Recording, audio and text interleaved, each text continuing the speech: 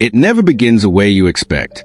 She doesn't arrive with a warning label that reads, "Caution, unconscious projections incoming." No, she arrives wrapped in magic, a glance, a shared silence, a spark that feels otherworldly. In an instant, it feels as if someone has truly seen you, not admired, not desired, but actually seen. And that feeling, it doesn't come from her eyes. It comes from something ancient within you that's been starving for recognition. You call it fate. You call it love. But Carl Jung called it something else. Projection, the soul's most seductive illusion. She's not falling for you. She's falling for a myth, an internal figure Jung named the Animus. This inner masculine image was not shaped by your presence, but by her upbringing, fairy tales, wounds, and unconscious longing. And you? You're the screen she cast it onto. You're the actor in a story that's been rehearsed since she was a child, whether she knows it or not. You didn't audition. You didn't even know a role was being offered. But you were drafted, chosen not for your truth, but for your resemblance to her fantasy. And at first, it feels sacred. She looks at you like you're the answer to a question she's never dared to ask out loud. She makes you believe you are the one. But then, something shifts. You say something unscripted. You express a need. You act human. And the warmth in her gaze begins to fade, replaced with something colder, more distant. You didn't do anything wrong. You simply stopped being the projection. And this is the moment most men break, because they had no idea they were never truly being loved to begin with. We mistake projection for devotion. We confuse the intensity of her gaze for intimacy. And in doing so, we fall into the very illusion that Jung spent his life trying to expose. Jung understood this dynamic better than anyone. He saw the animus not as romance but as possession, a takeover of the masculine image that causes women to use men as vehicles for their inner dramas.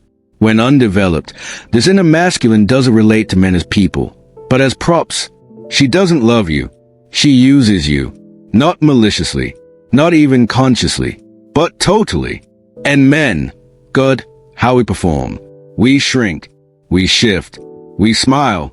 We give everything of ourselves to stay on her stage. Why? Because being the one feels like validation, like worth. But here's the truth Jung whispered quietly, with a knowing sorrow. Being chosen is not the same as being seen. Her desire is not her respect. And when she no longer sees a fantasy in you, she will not fade gently. She'll feel betrayed. Not because you deceived her, but because you were never the god she needed you to be. And now the illusion is broken. And you're left there, gutted, not just by her departure, but by the soul-crushing realization that she never actually saw you at all. This is the core of the masculine tragedy. We've been conditioned to believe that love means being needed, that devotion requires surrender. But really, what we're doing is trading our truth for a chance to matter in someone else's myth. We call it romantic. We call it noble. But Jung called it what it is, self-abandonment. The greatest danger to a man is not rejection. It's the quiet, daily betrayal of himself. We perform because we're afraid of the fire. The real work, the soul work, individuation, Jung called it the brutal process of becoming whole. It's not found in seduction or sacrifice. It's found in the silence, in the shadow, in the aching reckoning with your own unlived life. Only a man who has met his own darkness can meet a woman's without collapsing. Only a man who has embraced his inner feminine, his anima, can stop needing a woman to carry the weight of his soul. You thought love would save you. It won't. Love is not salvation. It is confrontation. The moment you stop outsourcing your identity to her gaze, the moment you stop trying to be the man she scripted, the world shifts. You no longer need her to see you. You've already done that for yourself. You stop performing. You stop contorting. You start breathing. And in that breath, in that stillness, you meet the man you left behind long ago. He's not who you imagined. He's not perfect, but he's real. And once you find him, once you feel what it means to live from your core, no stage will ever feel like home again. Because you now understand a sacred truth. You were never meant to be chosen. You were meant to choose. To live as a sovereign being, not in pride, but in presence. And when you do, everything changes. You start attracting different women, ones who have done their own work, who have faced their animus, who no longer need a hero, a savior, a projection. Women who meet you as equals, not as fantasies. And in that rare, holy space, something sacred happens. Not performance, not possession, connection, real, raw, mutual. Most people won't make it there.